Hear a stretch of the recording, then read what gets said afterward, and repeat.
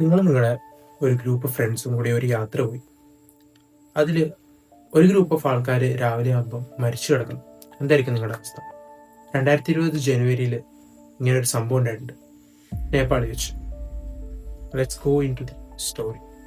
ഈ സംഭവം നടക്കുന്നതെന്ന് വെച്ച് കഴിഞ്ഞാൽ 2020 ജനുവരിയിൽ തൃശ്ശൂർ എഞ്ചിനീയറിംഗ് കോളേജിൽ എഞ്ചിനീയറിംഗ് പഠിച്ച ഒരു ഗ്രൂപ്പ് ഓഫ് ഫ്രണ്ട്സ് അവർ അവരുടെ ഫാമിലിയൊക്കെ ആയിട്ട് പിന്നീട് ഒത്തുകൂടുകയാണ്, ഒരു ഗ്യാതറിംഗ് പോലെ.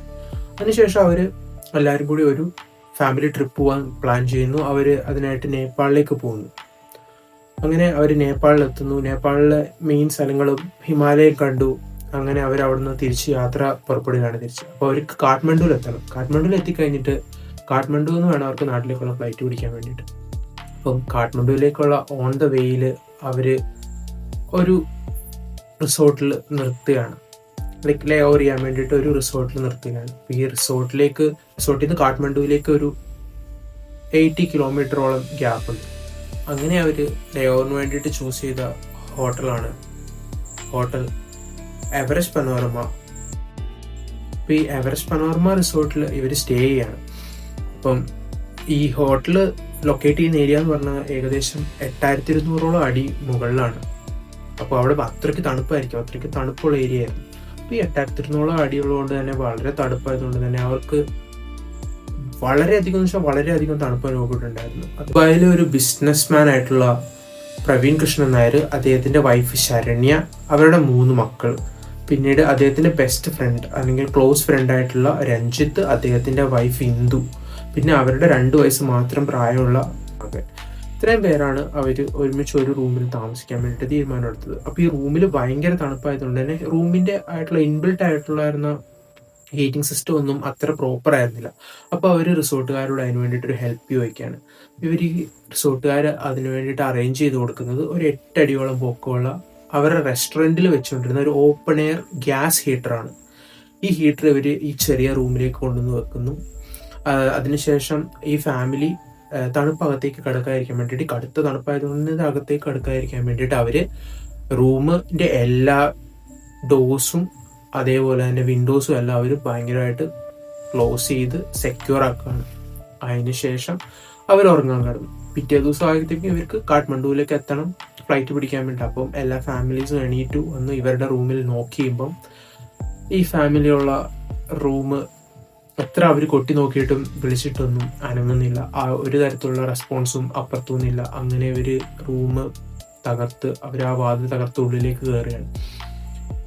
ഉള്ളിൽ ചെല്ലുമ്പോൾ അവർ കാണുന്നത് ഈ ഫാമിലി ഉള്ള സ്റ്റേ ചെയ്തിരുന്നവരെല്ലാവരും മരിച്ചു കിടക്കുന്നതാണ്.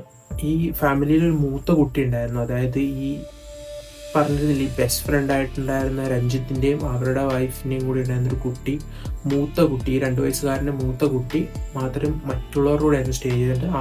ആ കുട്ടി മാത്രം സർവൈവ് ചെയ്തു. ഓക്കെ, അപ്പം ഇവരെല്ലാവരും മരിച്ചു കിടക്കുകയായിരുന്നു. ഇവരുടെ എല്ലാവരുടെയും ബോഡിയിൽ ഒരു ചെറിയ റെഡിഷ് കളർ പിഗ്മെൻറ്റേഷൻസ് ഉണ്ടായിരുന്നു. അപ്പോൾ ഇവരെല്ലാവരും അങ്ങ് പാനിക്കായി പോലീസ് അന്വേഷിക്കുകയാണ്.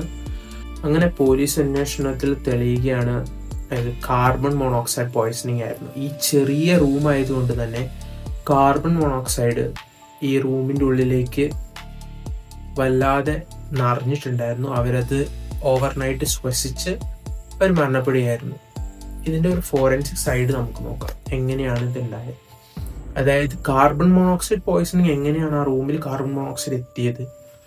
ഈ റൂമിൽ ഇവരെന്ന് പറഞ്ഞ ഒരു തിങ്ങിയ റൂമായിരുന്നു. അപ്പം ഈ റൂമിൽ ഉണ്ടായിരുന്ന ഹീറ്റർ കത്തുന്നതെന്ന് പറഞ്ഞിട്ടുണ്ടെങ്കിൽ ആ റൂമിലെ ഓക്സിജനെ യൂസ് ചെയ്തുകൊണ്ടായിരുന്നു. ഗ്യാസ് ഹീറ്റർ ആയതുകൊണ്ടും തീ കത്തുന്നതുകൊണ്ടും അതിൻ്റെ ആ ഒരു ബേണിങ്ങിന് വേണ്ടിയിട്ട് യൂസ് ചെയ്തുകൊണ്ടിരുന്നത് റൂമിലെ ഓക്സിജൻ ആയിരുന്നു. അങ്ങനെ കത്തി ഈ റൂമിലെ ഓക്സിജൻ ഫുള്ളായിട്ട് ഡിപ്ലീറ്റ് ആയി കഴിഞ്ഞപ്പോൾ പിന്നീട് കത്താൻ വേണ്ടിയിട്ടൊന്നുമില്ല. അപ്പം തന്നെ ഇവിടെ ഉണ്ടായിരുന്ന ആ തീ പിന്നീട് കത്തും തോറും അവിടുന്ന് പുറത്തേക്ക് വന്നുകൊണ്ടിരുന്നത് കാർബൺ മോണോക്സൈഡ് ആയിട്ടാണ്. കാർബൺ അവിടെ നിന്ന് ചേഞ്ച് വന്ന് മോണോക്സൈഡ്സ് ആയിട്ട് വെളിയിലേക്ക് വരാനാണ് തുടങ്ങിയത്. ഈ മോണോക്സൈഡ് ശ്വസിച്ച് അവർക്ക് കാർബൺ മോണോക്സൈഡ് പോയ്സണിങ് ഉണ്ടാവുകയും അവർ മരിക്കുകയാണ് ഉണ്ടായത്. ഇതുകൊണ്ട് തന്നെയാണ് പറയുന്നത്, നമ്മൾ ഈ ഗ്യാസ് ഹീറ്റേഴ്സൊക്കെ ഇപ്പോൾ കുറവാണ് യൂസ് ചെയ്യുന്നത്, എന്നാലും ഗ്യാസ് ഹീറ്റേഴ്സൊക്കെ യൂസ് ചെയ്യുമ്പം നമ്മൾ എപ്പോഴും പ്രിവെൻഷൻസ് എപ്പോഴും നോക്കി വെക്കുക. കാരണം ഒരുപാട് രാത്രികൾ നമ്മളിത് ഓണാക്കി വെച്ച് ശ്വസിച്ച് കഴിഞ്ഞിട്ടുണ്ടെങ്കിൽ നമ്മൾ കാർബൺ മോണോക്സൈഡിൻ്റെ പോയ്സണിങ് എന്ന് വെച്ചാൽ നമുക്ക് അറിയാൻ പോലും സാധ്യതയുണ്ടാവില്ല. ഇത് നമ്മളെ അഫക്റ്റ് ചെയ്ത് നമ്മൾ മരണം സംഭവിച്ചതിന് ശേഷമേ ഇത് മനസ്സിലാവുകയുള്ളൂ. അതുപോലെ തന്നെ കാറിൻ്റെ എക്സോസ്റ്റുകൾ, AC ഓണാക്കി വെച്ചൊക്കെ കാറുകൾ കിടന്നുറങ്ങുമ്പോൾ സൂക്ഷിക്കുക. കെറോസിൻ ലാമ്പുകൾ കത്തിച്ച് വെച്ച് കിടന്നുറങ്ങുമ്പോൾ സൂക്ഷിക്കുക. ഇങ്ങനെയൊക്കെ ഉണ്ടാകുന്നതിൽ പാർഷ്യൽ കംപ്രഷൻസ് ഒക്കെ ഉണ്ടായി കഴിഞ്ഞാൽ ഇതുപോലെ കാർബൺ മോണോക്സൈഡ് പോയ്സണിങ്സ് ഉണ്ടാവും.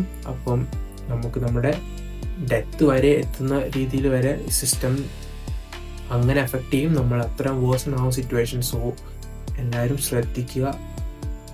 Thank you for watching.